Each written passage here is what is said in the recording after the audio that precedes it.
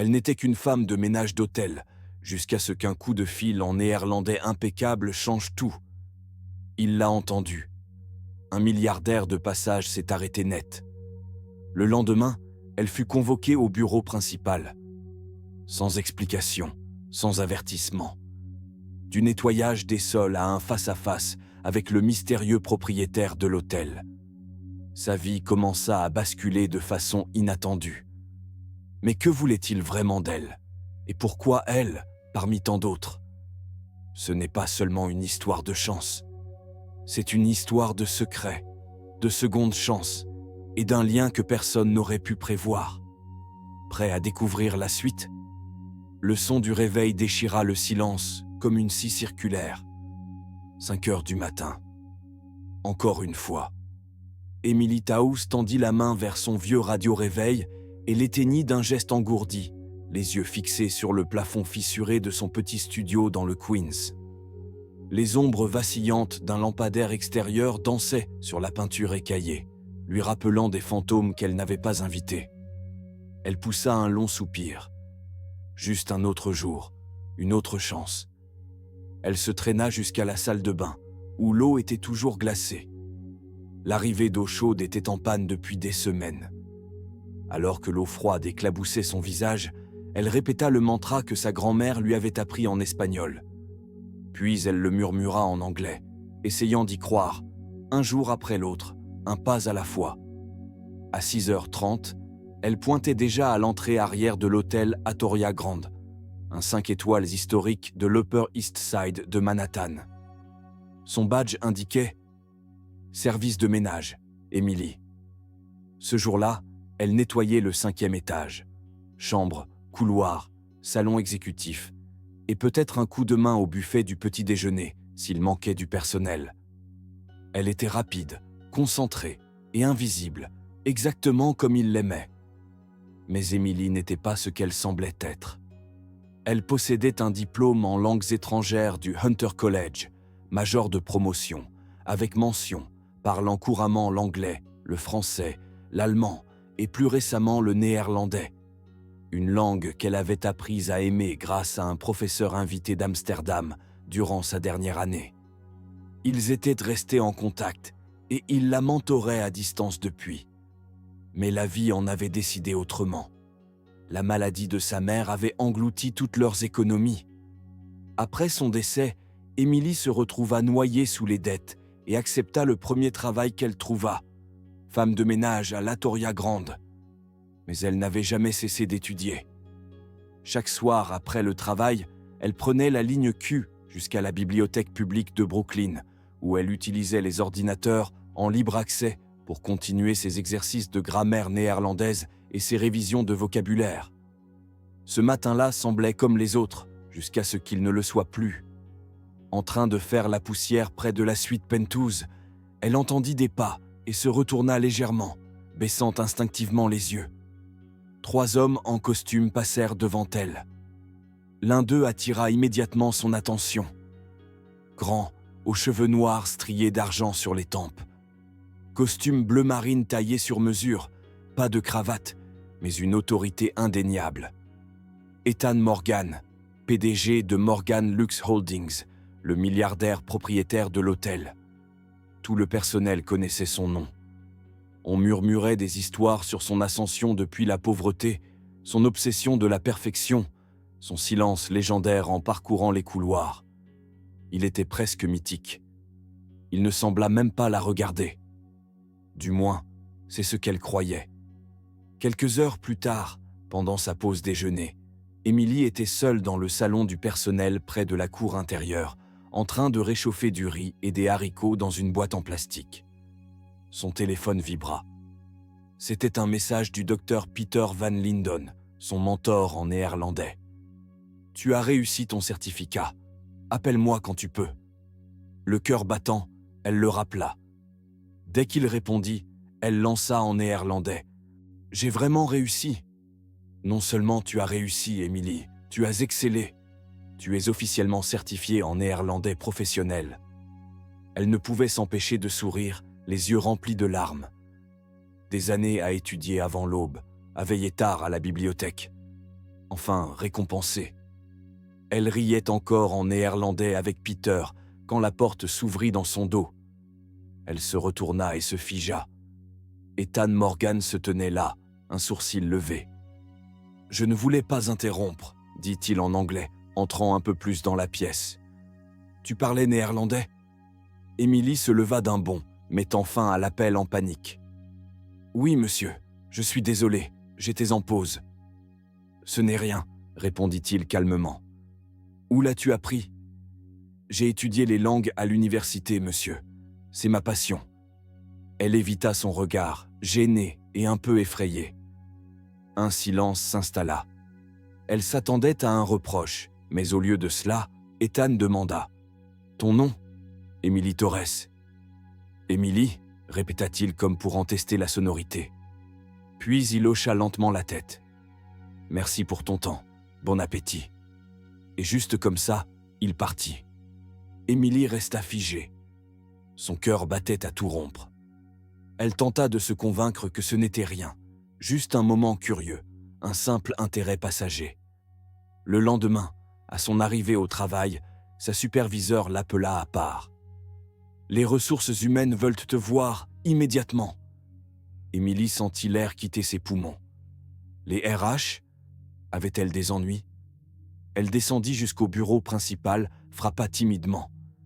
La directrice des ressources humaines, Madame Valérie Green, leva les yeux de son bureau. « Entre, Émilie.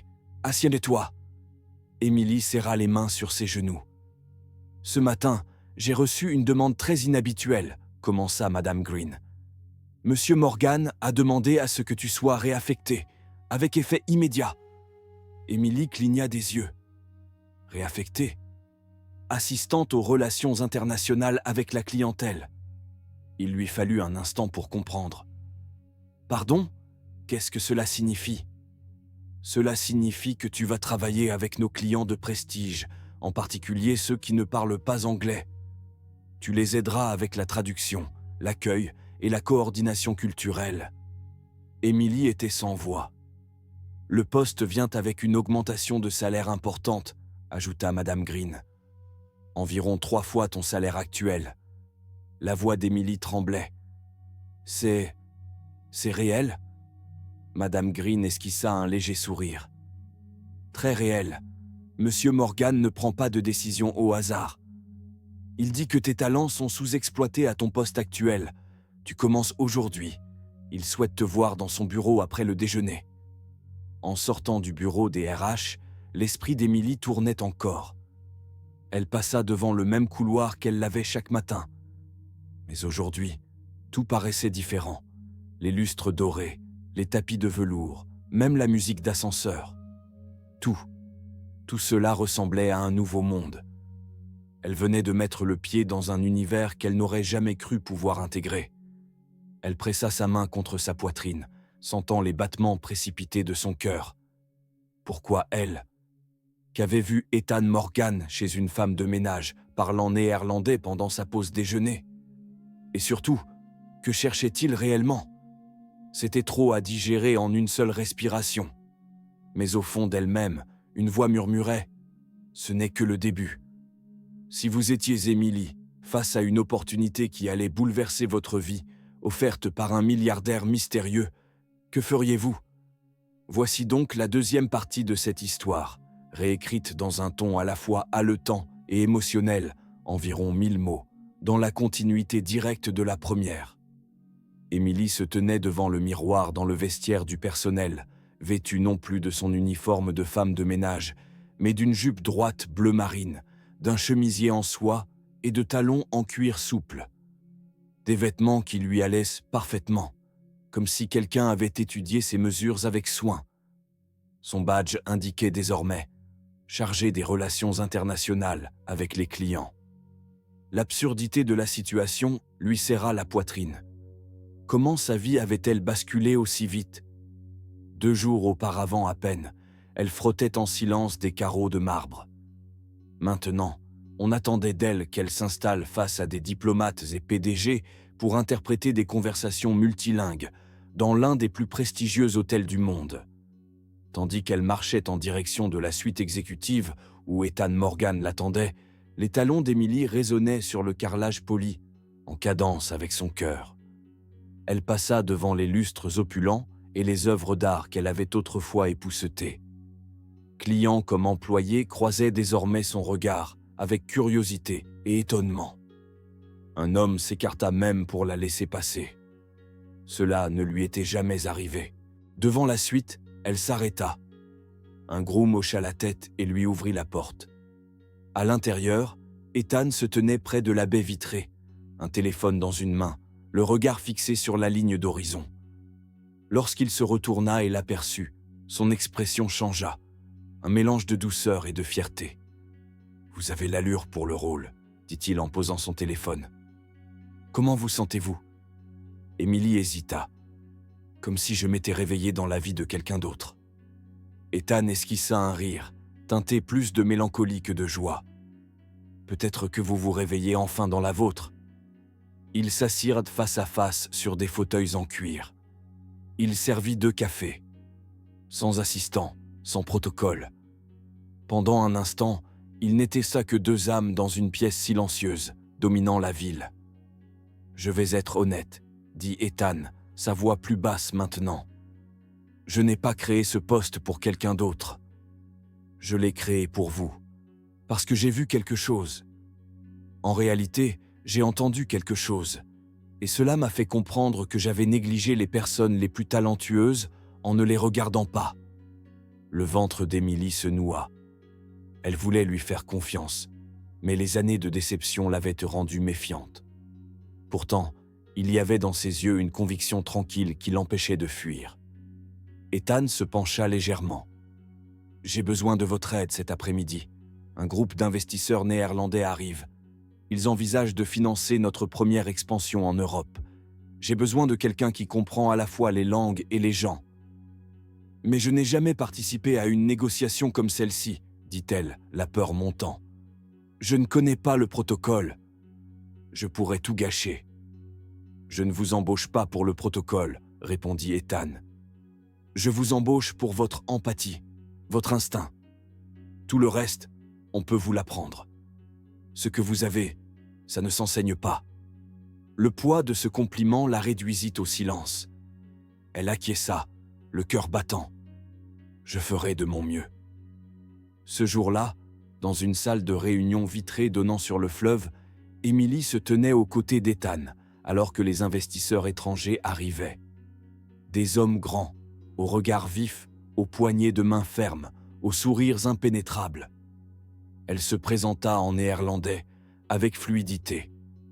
L'atmosphère se détendit aussitôt. Les tensions liées à d'éventuels malentendus s'évanouirent. Elle traduisit avec grâce et précision, adaptant subtilement les tons et expressions pour apaiser les 2 camps. À un moment donné, l'un des hommes posa à Ethan une question manifestement piégée. Avant qu'il ne réponde, Emily intervint doucement, expliquant la nuance culturelle. L'homme sourit, se renversa dans son siège, hocha la tête. Une victoire silencieuse. À la fin de la réunion, Ethan rayonnait. « Vous avez sauvé tout l'accord, » murmura-t-il alors qu'il sortait. « Je vous dois plus que je ne pourrais jamais dire. » Dans l'ascenseur, seule pour la première fois depuis la réunion, Emily soupira profondément. « Je ne pensais pas en être capable. »« Moi si, » répondit-il.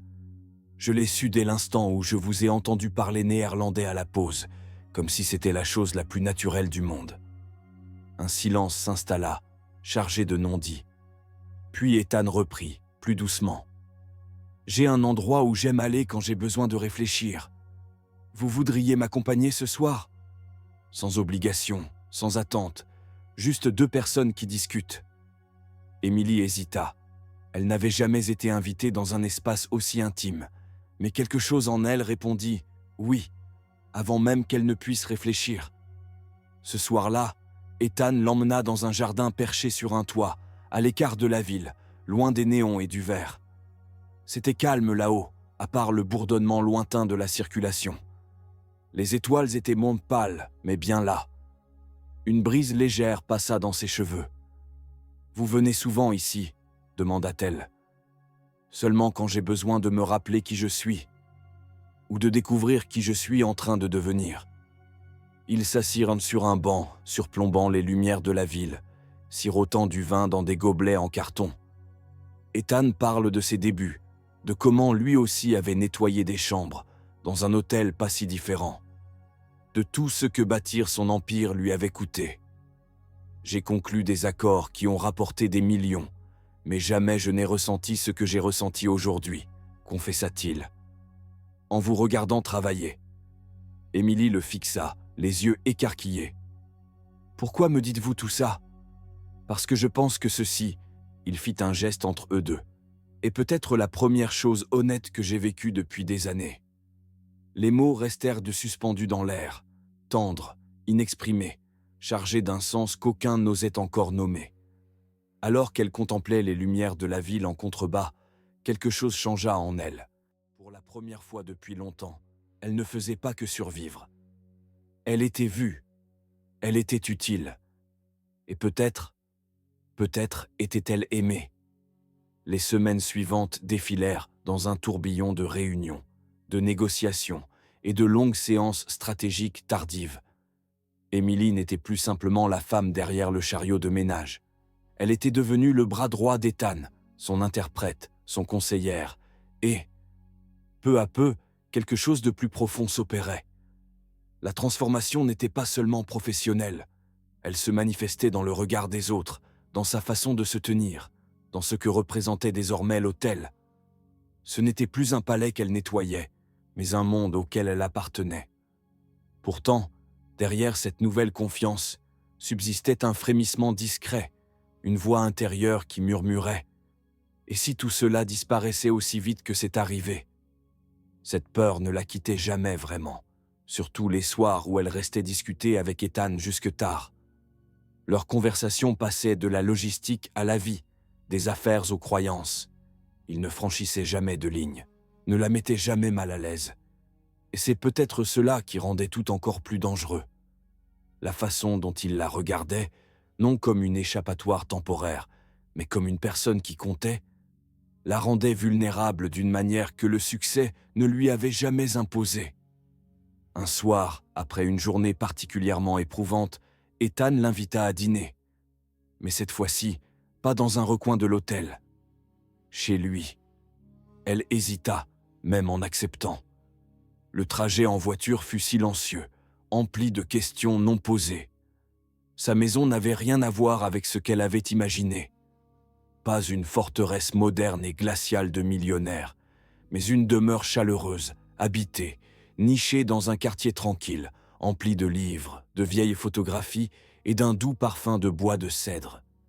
Et ce ne fut ni un chef privé, ni une commande à emporter. Non, juste Ethan, en chemise, manches retroussées, préparant des pâtes maison, comme si c'était la chose la plus naturelle du monde. Pendant le dîner, la distance entre eux fondit. Ils ne parlaient même plus comme patron et employé, ni même comme deux professionnels. Ils parlaient comme deux âmes, ayant vécu assez longtemps pour cesser de faire semblant. Ethan lui parla de son père, un concierge qu'il avait élevé seul, et dont le rêve était d'ouvrir un hôtel. Un rêve qu'Ethan avait réalisé, mais qu'il n'avait jamais partagé avec personne. Jusqu'à ce soir, Émilie lui parla de sa mère, de cette photo qu'elle gardait toujours scotchée sur son miroir, de comment, à chaque pas en avant, elle murmurait dans son cœur « Je le fais, maman. Je suis toujours debout. » Après le dîner, ils s'assirent sur le porche, une pluie légère commençant à tomber. L'air entre eux vibrait de tout ce qui n'était pas encore dit. Puis, enfin, Ethan brisa le silence. « Je ne sais pas quand c'est arrivé, » dit-il doucement, les yeux fixés à l'horizon. « Mais à un moment donné, j'ai cessé de te voir comme quelqu'un que j'admire simplement. Et j'ai commencé à te voir comme quelqu'un sans qui je ne veux plus imaginer cette vie. » Émilie se tourna vers lui, le souffle suspendu. Elle voulait répondre, trouver les bons mots. Mais il n'existait pas de mots parfaits pour un moment comme celui-ci. « Ethan, c'est réel pour moi aussi, » dit-elle, la voix tremblante. « Mais j'ai travaillé si dur pour qu'on me prenne au sérieux. Si quelqu'un apprend ce qui se passe, ils diront ce qu'ils disent toujours. » Ethan la coupa doucement. Que tu n'as pas ta place ici, que je t'ai choisi pour une autre raison que ton esprit. Mais nous connaîtrons la vérité. Et si tu choisis de partir pour protéger ce que tu as construit, je le comprendrai. Mais si tu choisis de rester, je te promets que personne ne remettra jamais ta valeur en doute. Pas tant que je respire. À cet instant, elle ne vit plus en lui un homme de pouvoir, mais un homme de courage. Il ne lui offrait pas seulement de l'amour, mais un véritable partenariat. Elle tendit la main vers la sienne, le regard ancré dans le sien. Je ne partirai pas. Le lendemain matin, tout l'hôtel était en effervescence. Le groupe Emperor venait de conclure un accord historique pour son expansion en Europe. Le travail d'Emily avait été mentionné par les investisseurs comme essentiel. Elle fut de nouveau promue, cette fois comme directrice de la stratégie internationale. Mais ce qui fit la une des blogs spécialisés dans l'hôtellerie, ce ne fut pas seulement la transaction. Ce fut l'annonce inattendue. Ethan Morgan, le magnate aussi influent que discret, venait de présenter publiquement Emily non seulement comme sa partenaire d'affaires, mais comme la femme avec qui il construisait l'avenir. Les critiques murmurèrent, les ragots circulèrent, mais tout cela s'évanouit 6 mois plus tard, quand ils coupèrent ensemble le ruban de leur nouvel hôtel à Amsterdam. Emily se tenait aux côtés d'Ethan, sous les flashs des caméras et les acclamations des journalistes. La femme qui, autrefois, lavait les sols en marbre d'un hôtel de luxe, dirigeait désormais des contrats internationaux, formait des équipes et traversait les continents. Sa vie avait changé, mais elle, non. Pas dans ce qui comptait vraiment. Ce soir-là, dans leur suite surplombant les canaux, Ethan la prit tendrement dans ses bras.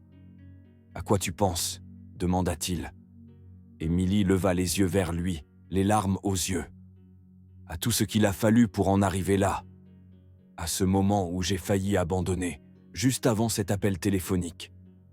À la façon dont l'amour peut vous trouver, quand on s'y attend le moins. » Il sourit. Et pendant un instant, il n'existait plus rien d'autre que deux. Et maintenant, laisse-moi te poser une question. Après tout ce qu'Emily a traversé, qu'est-ce qui, selon toi, a fait la plus grande différence dans son parcours? Était-ce le soutien d'Ethan, sa propre résilience, ou ce moment de courage lorsqu'elle a répondu à un appel dans une langue étrangère? Et surtout, est-ce que cette histoire a touché ton cœur? Si oui, laisse en commentaire pour montrer ton amour. Dis-nous de quel pays tu nous lis. Et surtout, partage cette histoire avec quelqu'un qui croit encore aux rêves qui se réalisent, au moment où on s'y attend le moins.